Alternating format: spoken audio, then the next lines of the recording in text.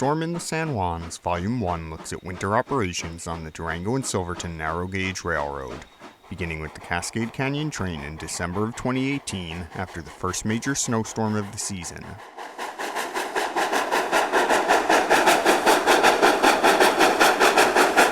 Then we'll jump ahead to February of 2019, which saw near-record snowfall in Durango, necessitating a number of flanger runs to keep the line open.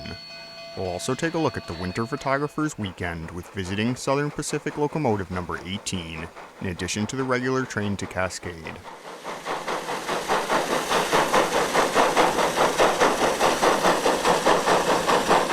The last part of the program looks at a few of the early runs to Silverton after summer service resumed in May of 2019, as plenty of snow still lingered in the upper reaches of the Animas River Canyon.